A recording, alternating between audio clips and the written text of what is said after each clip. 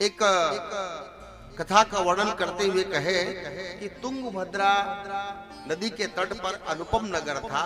उस नगर में एक ब्राह्मण रहते थे, उसका नाम था आत्मदेव। ब्राह्मण बड़ा ज्ञानी यशस्वी सब था। सब कुछ होने के पश्चात उनके घर में संतान का क्या कमी थी, संतान का अभाव था। ब्राह्मण दिन रात संतान के लिए चिंतित होने लगा। वो ब्राह्मण वेद पुराण शास्त्र सब सत्कर्म करता था। उनकी पत्नी का नाम था धुंधली, और संतान के अभाव में कहते हैं वो आत्महत्या करने पहुंच गया। जब वन में आत्महत्या करने पहुंचा तो उसे एक महात्मा मिल गए।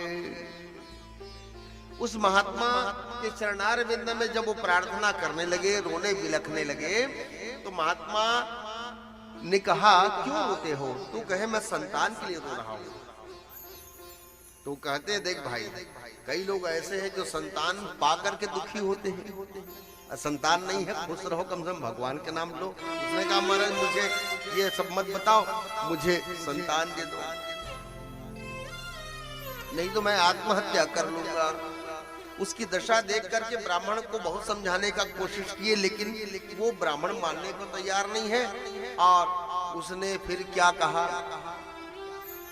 कि महाराज आप मुझे आशीर्वाद दे दो जिससे मुझे संतान की प्राप्ति हो जाए। तो वो महात्मा जो मिले थे ना, बड़ा ज्ञानी थे। उसने भाग्य की रेखा पढ़ी, उसमें क्या लिखा था? इसके 7 जन्म तक संतान नहीं है। कितने जन्म तक?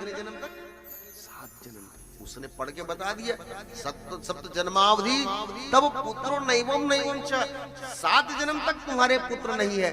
अब ये सुन करके तो ब्राह्मण माथे पर पत्थर पटकने लगा और आत्महत्या कर लूंगा। उसको रोकने का प्रयास करने लगे। उसने कहा महाराज अब तो मैं पक्का मरूंगा। उसने कहा मैं ही इनको भविष्य बता करके संकट में डाल दिया क्या? तो कहते हैं आप मुझे आशीर्वाद दे दो। अब ब्राह्मण बड़ा महात्मा संकट में पड़ गया। उसने कहा भगवान इनको देना नहीं चाहते, तब तो भाग्य में नहीं लिखे हैं ना। ठीक है, यहाँ पर एक चीज फिर ख्याल करिए, शास्त्र क्या कह रहा है उसको। भगवान नहीं देना चाहते, इसलिए 7 जन्म तक उसके भाग्य में पुत्र नहीं लिखा था। तो वो कहते हैं कि महाराज मुझे विश्वास है, मोरे मन प्रभु अस विश्वासा, राम ते अधिक राम के दासा। भगवान अपना वचन टाल सकते हैं, लेकिन अपने भक्तों का वचन नहीं टाल सकते। आप मुझे संतान होगा ये कह देंगे तो होना पड़ेगा। भगवान को नियम बदलना पड़ेगा। अपने भक्तों की बात वो सुनते हैं। मैं हमने सुना है, मुझे संतान दे दो महाराज, आशीर्वाद दे दो, नहीं मैं प्राण त्याग दूंगा। उस महात्मा ने सोचा ये सही में प्राण त्याग देगा तो बड़ी दिक्कत हो जाएगी। भगवान से वो महात्मा कहने लगे, मिला ये परमात्मा, ये मेरी कठिन परीक्षा है। यदि मैं इस ब्राह्मण को आशीर्वाद नहीं दूंगा तो ये प्राण त्याग देगा, और इसके भाग्य में संतान नहीं लिखा, मैं कैसे करूं? उसने झोली पर हाथ डाला, एक फल निकला। उस फल को विश्वास पूर्वक कहा, परमात्मा मैं बहुत विश्वास आपके ऊपर करता हूँ, इस ब्राह्मण के प्राण की रक्षा के लिए मैं इसको आशीर्वाद देता हूँ, फलीभूत करना आपका कार्य है। फल में एकम दत्तवान, उन्होंने एक फल प्रदान करते हुए कहा लो इस फल को लो और अपनी पत्नी को खिला देना, पक्का तुम्हारी पत्नी गर्भवती होगी, बेटा होगा। देखिए भक्त कितना बड़ा कार्य कर सकता है, और किसकी ताकत में कर रहा है वो काम? परमात्मा की ताकत में। और भक्त की जबान की रक्षा भगवान जरूर करते हैं, और होनी को होनी कर देते हैं वो। और इस प्रकार से वो फल प्राप्त करके घर दौड़ा और जाकर पत्नी से कहा, धुंधली ये संतान देने वाला फल है, इसे ग्रहण करो। उसकी पत्नी सोच पड़ गई, नाना प्रकार के तर्क वितर्क उसने मचाया मन में, और फल न खा करके फल को उसने डाल दिया कहाँ? गौशाला में। उनकी बहन के साथ संवाद। उसकी बहन ने कहा, अरे मेरे गर्भ में संतान है, उसको तुम खरीद लेना। जिसके घर में खाने को होता है उसके घर भगवान खाने वाले पैदा नहीं करते, और जिसके घर में खाने को नहीं होता उसके घर में बहुत से खाने वाले पैदा कर देते हैं। मेरे 12 संतान हैं, 13वें नंबर पर और गर्भ में हूँ, और तेरे घर में अपार संपत्ति हो, तेरे घर में खाने वाले नहीं। इसलिए बहन तू एक काम करना, तू धन दौलत मुझ मेरे पति को दे देना, मैं ये बच्चा तुम्हें बेच रही हूँ, तुम्हें दे रही हूँ। सौदा हो गया। ब्राह्मण को उस धुंधली ने कह दिया कि मैंने फल खा लिया, और झूठ मूठ का ढोंग करते हुए अपने पेट पर कपड़ा डाल डालकर ऊपर से साड़ी पहनकर गर्भवती होने का आचरण करते करते समय बिताने लगी। ब्राह्मण मन ही मन खुश है कि मैं पिता बनने वाला हूँ, मेरी पत्नी माँ बनने वाली है। और समय अनुसार से एक दिन जब वो बच्चा लेकर आया गया, जो योजना थी उसके अनुसार से जैसे बच्चे को लेकर आए, तो ब्राह्मणी दूसरे कमरे में सोती थी और बच्चा प्राप्त करके ब्राह्मण को उठाकर कहती, महाराज महाराज संतान का जन्म हो गया हमारे घर में संतान का जन्म। ब्राह्मण बड़ा खुश हुआ और खुश होकर कहते, मैं यज्ञ करूंगा, अनुष्ठान करूंगा, दान करूंगा, तप करूंगा। जब व्यक्ति की मनोकामना पूर्ण होती है तो अच्छे और बुरे मन की क्या पहचान है बोले, तो अच्छे मन की पहचान ये है कि हमेशा सदकर्म करूंगा, ये सोचता है। और खराब मन की क्या पहचान है, धन दौलत पाते ही मैं ये लूंगा, वो लूंगा, ये शौक पूरा करूंगा, ये खराब मन की पहचान है। और अच्छे मन की पहचान है कि मैं भगवान की पूजा कराऊंगा, सदकर्म करूंगा, भव सागर से तरने का उपाय करूंगा। इस प्रकार का मन होता है। ब्राह्मण बड़ा खुश होकर सत्कर्म की वो किया, और कहते हैं नामकरण की बारी आई तो उसकी पत्नी ने कहा, इसका नाम धुंधुकारी रखा जाए, क्योंकि मेरा नाम धुंधली है। धुंधुकारी नाम रखा गया। अब देखा गया कि उस समय होता क्या है कि जो फल फेंक दिया गया था गौशाला में, उस फल को एक गाय ने खाया था। तो गाय उस आशीर्वाद के कारण क्या हो गई, गर्भवती हो गई थी। ब्राह्मण तो बड़ा खुश था कि मेरे घर में गाय इतने दिन से जो संतान जन्म नहीं दे रही थी वो भी फलीभूत होने वाली थी। 3 मास की अवधि के पश्चात जब वो आरती की थाल लेकर के पूजा करने गौशाला में पहुंचे, उसने देखा कि उसी समय एक संतान को जन्म दी थी गौ माता। तो कहते हैं इस प्रकार से त्रिमासे निर्गते चात सुसुवे धेनुर्भकम्, और इस प्रकार से दिव्य सुंदर बच्चे को देख करके वो खुश होकर के नाचने लगा, मेरे घर में संतान का जन्म हुआ। और इस बात को सुन करके लोग दौड़े आए और इस प्रकार से उस बच्चे को देखा, जय जयकार करने लगे, बोलिए गोकर्ण महाराज की जय। क्योंकि कहा गया गोकर्णम तम सुतम दृष्टवा गोकर्णम नाम चाकरोत, गाय के कान के समान उसके कान थे, इसलिए उसका नाम क्या रखा गया, गोकर्ण। जय जयकार हुआ। अब एक घर में 2 बच्चे पल रहे हैं, बड़े हो रहे हैं। एक मनुष्य का बच्चा, एक गाय के गर्भ से जन्म लिया हुआ बच्चा। अब दोनों के स्वभाव में क्या अंतर है कहा गया, तो कहते एक महान दुष्ट निकला और एक जने साधु निकला। धुंधकारी अत्यंत पापी निकला, आगे चलकर युवावस्था के होते तक के दुनिया का सब पाप वो करने लगा। और गोकर्ण महाराज उतना ही धर्मात्मा निकला। एक दिन पिता अपने बच्चे की हरकत देख करके धुंधकारी का वो रोने लगा, तो गोकर्ण महाराज उनको समझाने लगे कि पिताजी, धन दौलत पुत्र संतान इन सब के लिए क्या रोना है, तो भगवान के लिए रो, क्योंकि जन्म जन्मांतर के साथी कौन है, वही परमात्मा।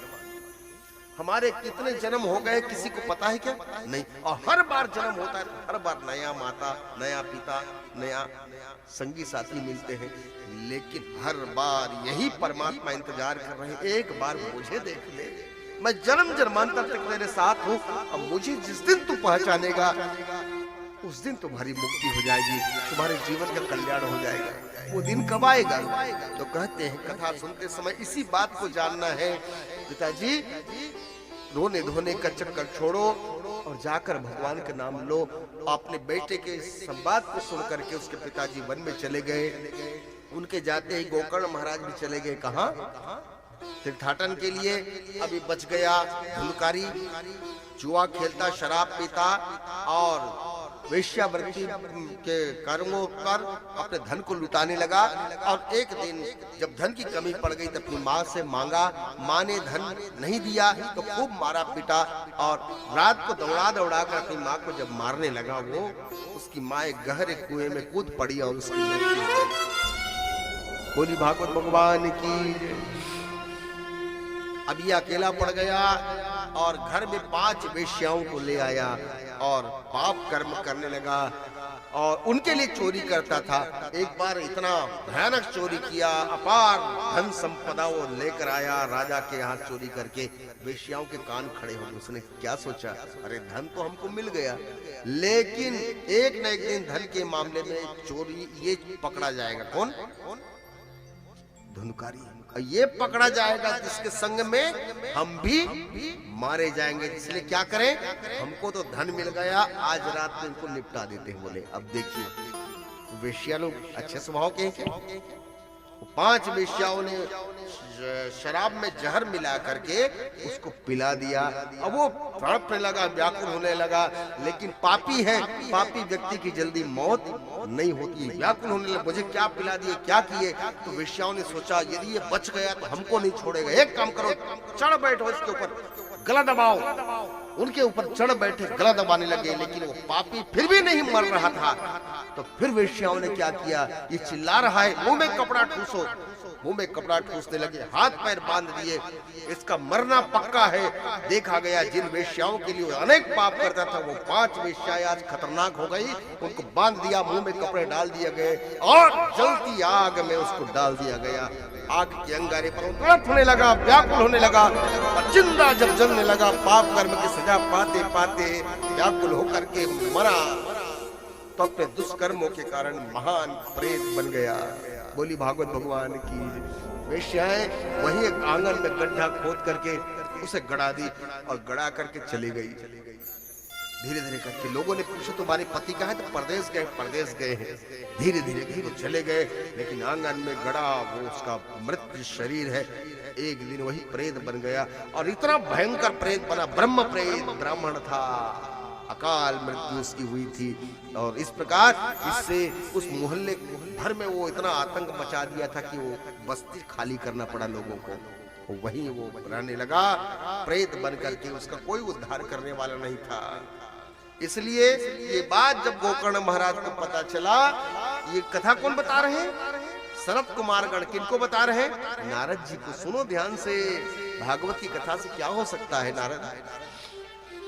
तो गोकर्ण महाराज को पता चला तो अनेक तीर्थों में उन्होंने पिंडदान दिया, अनेक तीर्थों में, और फिर भी गया में जाकर के पिंडदान दिया। और उसके बाद एक दिन वो गांव में जब आया तो कहाँ जाऊं ये सोचकर अपने ही घर में पहुंचा। खंडहर था, वहां सो गया, हाथ को तकिया लगा करके। आधी रात को प्रेत निकला और प्रेत निकल कर उपद्रव मचाने लगा। कभी भेड़ जैसा रूप, कभी हाथी जैसा रूप, कभी इस प्रकार से भैंस जैसा रूप, कभी अग्नि रूप जैसा, कभी देवताओं जैसा रूप। इस प्रकार से भिन्न भिन्न स्वरूप में वो जब अपना स्वरूप बदलने लगा तो देखा गया गोकर्ण महाराज समझ गया कि ये कोई आत्मा है। और इस प्रकार से उससे पूछने लगा, जैसे हाथ में जल लिया और जल में अपने पुण्य डाला और छींटा मारा। पूछते हैं तुम अपना परिचय बताओ कि तुम कौन हो। तो वो प्रेत रोने लगा, रोते हुए कहे भैया मैं आपका बड़ा भाई धुंधकारी हूँ। भैया अपने पाप कर्म के कारण मैं प्रेत बन गया हूँ, मेरा उद्धार कर दो भैया। मैं कई दिनों से भूखा हूँ, मैं प्यासा हूँ, ठंड के दिनों में मैं कांपता हूँ, गर्मी के दिनों पर मैं जलता हूँ। मेरा सुख दुख देखने वाला कोई नहीं, मैं दिन रात रोता हूँ, मेरा कोई उद्धार करने वाला मिल जाए भैया, मेरा उद्धार कर दो, मैं बहुत दुखी, बहुत पापी हूँ। गोकर्ण ने कहा मैंने तो तुम्हारे लिए जाकर गया में श्राद्ध किया, तुम तरे कैसे नहीं भैया। गया में श्राद्ध करने से प्रेत तर जाता है। तो धुंधकारी ने कहा भैया साधारण पापी लोग तरते होंगे गया में, लेकिन मुझ जैसा महापापी गया के तारने से भी गया श्राद्ध सते ना भी 100 बार भी गया श्राद्ध करोगे तो मेरा उद्धार नहीं होगा। इतना पापी हूं मैं, इतना पापी हूं। दूसरा उपाय करो भैया। रात में संवाद उसने कहा चिंता मत कर, मैं कल तुम्हारे लिए उपाय ढूंढूंगा। लोगों को पता चला कि गोकर्ण महाराज आए हैं तो गांव वाले मिलने आए, सबको बताया। सबने कहा इस खंडहर में आप थे, यहाँ प्रेत रहता है। उस सारी कथा को गोकर्ण महाराज ने उनसे कहा कि वो मेरा भाई है, दोनोकारी है, पूरी बात बताए और ये कहा मेरा उद्धार कर दो। तो उद्धार के लिए क्या करे? तो स्वयं सूर्य नारायण से हाथ जोड़कर उसने विनती करके पूछा कि इनको उद्धार कैसे होगा, प्रेत का उद्धार कैसे होगा, पापी का उद्धार कैसे होता है? सूर्य नारायण ने कहा कि श्रीमद् भागवत ही ऐसा उपाय है जिसके करने से पापी व्यक्ति का उद्धार हो जाता है। गोकर्ण तुम भागवत की कथा करो, इसके लिए मैं तुम्हें आशीर्वाद देता हूं कि इस आत्मा का उद्धार हो जाएगा। सूर्य नारायण गवाही बन गए। उस दिन से आज तक हम देखते हैं ना, अपने पुरखों का, कुल का, आत्मा का, सबका उद्धार करना होता है तो सबसे उत्तम उपाय कौन सा है? भागवत की कथा। इससे सबका उद्धार हो जाता है। इस बात को सुन करके जब उन्होंने भागवत की कथा की रचना की, गांव वाले आए, कथा सुनने लगे। इस प्रकार से शाम के समय पहले दिन तो देर हो जाती है, आज भी देर हो गई है। रात में जब कथा हुई तो हवा तूफान सब मचा, लोग समझ नहीं पाए इतना उपद्रव क्यों हो रहा है। जब सब सोने लगे तो प्रेत फिर रोने लगा, भैया मैं कथा नहीं सुन पा रहा हूँ। बोले क्यों? मेरे पास शरीर नहीं है ना, इसलिए हवा के तूफान में कभी इधर कभी उधर हो जाता हूँ। भैया मेरा कोई उपाय करो। उसने कहा चिंता मत, कल मैं तुम्हारा कोई उपाय करूंगा। फिर दूसरे दिन जब कथा शुरू हुई उस समय उस प्रेत को आवाहित किया गया, हल्दी सुपारी सब लेकर के, अब एक पोले बांस के भीतर उसको डाल दिया गया और कहते इस बांस के भीतर तू वास कर। ऊपर से कपड़ा लपेट दिया गया, यहाँ से बाहर मत निकलना, मैं लिख कर देता हूँ कि तुम्हारा उद्धार होगा पक्का। और दिन भर वो कथा सुनता था वो प्रेत, रात भर रोता था भगवान के नाम को लेकर। रोज एक गांठ पड़ती थी बांस की। लोग ने ये प्रत्यक्ष देखा, महसूस किया और ऐसा होते होते लोग 7 दिन कथा सुन कर अपने घर आते जाते थे। 7 दिन वो रोज कथा सुनता, शाम के समय गांठ फटती, रात भर रोता, परमात्मा को याद करता था। और 7वें दिन क्या हुआ? 7वीं गांठ जब फटी तो बांस 2 भाग में विभक्त होकर के गिर पड़ा। उसके भीतर से प्रकाश में पुरुष निकला, दिव्य रूप धरो और 4 भुजाधारी बन गया था। वो तुलसी दाम मंडित, तुलसी की माला पहना हुआ था, किरीट मुकुट कुंडल सब धारण किया हुआ था। दिव्य रूप धरो तुलसी दाम मंडित पीतवासा घनश्यामो मुक्ति कुंडलान्विता। और जब निकला और प्रणाम करने लगा भगवान को, विमान आ गया उसके लिए। लोग विमान पर जाने लगे, पूछते हैं कौन है। आश्चर्य के साथ गोकर्ण महाराज देखने लगा, भैया कौन हो तुम? भैया मुझे नहीं पहचाने, मैं वही पापी, वही दुंदकारी हूँ। भागवत की कथा सुनाकर आपने मेरा उद्धार कर दिया। देखो भगवान ने मुझे 4 भुजा दे दिया, मेरा कल्याण हो गया। ऐसा कहकर बार बार भागवत की महिमा गाने लगा। विमान उतरा, जब जाने लगा तो गांव वाले कहते हम लोगों ने भी कथा सुनी है गोकर्ण, लेकिन हमारा उद्धार कैसे नहीं हुआ? गोकर्ण जी ने कहा अरे मैंने कथा बोली है लेकिन मेरा उद्धार नहीं हुआ। उन दूतों से पूछा, भगवान के दूतों से, कि ये पक्षपात क्यों? भगवान के दूतों ने कहा जितना दिल लगाकर इस प्रेत ने सुना है उतना दिल लगा करके आप लोगों ने नहीं सुना। इसलिए जो जितनी श्रद्धा से सुनेगा उतना ही पुण्य मिलेगा, चाहे कितना से कितना बड़ा पापी क्यों ना हो। ये उदाहरण है। गांव वालों ने कहा फिर कथा कराएंगे, फिर भविष्य में कथा कराई। सब ने दिल लगाकर भगवान की कथा सुनी। आखिरी दिन क्या हुआ? इतने विमान आए सबके लिए, स्वयं भगवान आया और आकर के गोकर्ण महाराज को सीने से लगाया और कहते हैं दिल लगाकर तुमने कथा कही, इतने लोग मेरे प्यारे प्रिय बन गए। और इस प्रकार उनको आशीर्वाद प्रदान किया गया। इस कथा का उदाहरण किसने बताया? तो कहते हैं सनत कुमारों ने बताया नारद जी को, और नारद जी महाराज ने इसे श्रवण किया और इस कथा को तुम करो। कहाँ? तो कहा गया हरिद्वार में, गंगा जी के तट के पास हरिद्वार में कथा का विस्तार किया गया। हरिद्वार किसको कहते हैं? तो कहते मनुष्य के शरीर को ही हरिद्वार कहते हैं, जो हरि के मिलने के लिए बना है। साधन धाम मोक्ष कर द्वारा, माइन जेहि परलोक सवारा। मोक्ष का यह निश्चित उपाय है श्रीमद् भागवती कथा। और इस कथा को उन्होंने जब हरिद्वार में कहे तो रोज कथा चलती थी। और आखिरी दिन क्या हुआ, जब कीर्तन में सब झूम रहे थे, उसी समय एक स्त्री प्रकट होती वहीं पर, उसके संग में 2 बच्चे थे, खूब नाचे वो। लोगों ने आश्चर्य के साथ पूछा, तो नारद जी ने पूछा आप कौन हो? उसने कहा मुझे नहीं पहचाने नारद जी, मैं वही भक्ति हूँ। देखो मैं स्वस्थ मंगलमय हो गई और मेरे बच्चे जो बूढ़े हो गए थे ना, भागवत की कथा से देखो जवान हो गए और इनके साथ में वो नाचने लगे इस स्वरूप को देख करके।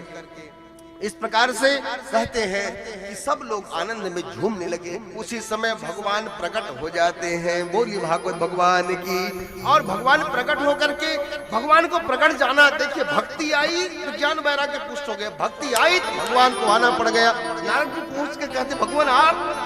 तो कहते हैं कि नारद देखो, जहाँ दिल लगाकर कथा कह रहे हैं, जहाँ कीर्तन में लोग झूम रहे हैं, तो वैकुंठ में रहने वाले मेरे जितने पार्षद कहाँ पहुंच गए कथा सुनने नीचे, तो मैं अकेला वहां क्या करता?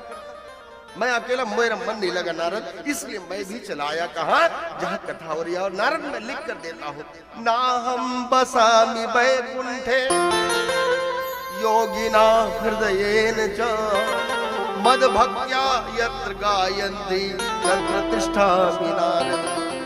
मैं जब मेरे भक्त गाते हैं और सुनते हैं झूम करके, तो मेरा वैकुंठ में रहने का मन नहीं करता। योग शास्त्र का उपाय करने वाले के पास जाने का मन नहीं लगता। मेरा भी मन करता है कहाँ जाऊं? जहाँ लोग मेरी कथा सुनते हैं वहां जाऊं, उनके साथ मैं भी बैठूं, मैं भी कथा सुनूं, स्वयं की कथा। इतना प्रेम है भगवान की। इस बात को प्रमाण को जानने के पश्चात नारद जी खुश हो गए कि अवश्य भागवत की कथा से परमात्मा पक्का आते हैं। ये प्रमाण भगवान ने दे दिया। और भक्ति के साथ भक्ति जो है नाचने गाने लगी, लोग करने लगे। ये आज की कथा का प्रमाण है। और इस प्रकार से इस कथा में इस दिव्य प्रभाव को देखा गया। श्री कृष्ण गोविंद हरे मुरारे, हे नाथ नारायण वासुदेवा। श्री कृष्ण गोविंद हरे मुरारे, हे नाथ नारायण वासुदेवा। श्री कृष्ण गोविंद हरे मुरारे, हे नाथ नारायण वासुदेवा। कृष्ण गोविंद हरे मुरारे, हे नाथ नारायण वासुदेवा। गोविंद मेरी यह प्रार्थना है, यह प्रार्थना है। गोविंद मेरी यह प्रार्थना है, गोविंद मेरी यह प्रार्थना है। भूलूं कभी ना नाम तुम्हारा, भूलो कभी ना जानो तुम्हारा। निष्काम होकर दिन रात गाओ, निष्काम होकर दिन रात गाओ। हे नाथ नारायण सभी बिच बिचाने के साथ श्री कृष्ण गोविंद हरे मुरारी, श्री कृष्ण गोविंद हरे मुरारी, हे नाथ नारायण वासुदेवा। श्री कृष्ण गोविंद हरे मुरारी, हे नाथ नारायण वासुदेवा। भक्ति सुतो तो तरुणो गृहीत्वा, प्रेमैक रूपा सहसा विराज। कृष्ण गोविंद हरे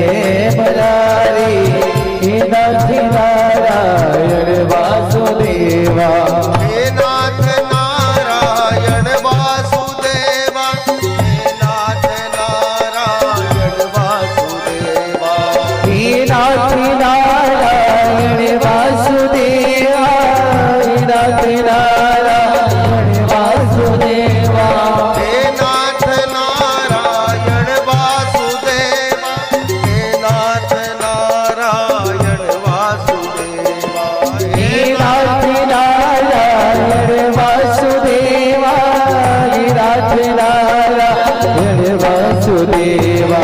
श्री कृष्ण दोनों हाथ बढ़ेंगे भाई। गोविंद हरे मुरारे हे नाथ नारायण वासुदेवा। श्री कृष्ण गोविंद हरे मुरारी हे नाथ नारायण वासुदेवा। श्री कृष्ण गोविंद हरे मुरारे हे नाथ नारायण वासुदेवा। श्री कृष्ण गोविंद हरे मुरारी हे नाथ नारायण वासुदेवा। कृष्ण गोविंद हरे मुरारी हे नाथ नारायण वासुदेवा। हे नाथ नारायण वासुदेवा। हे नाथ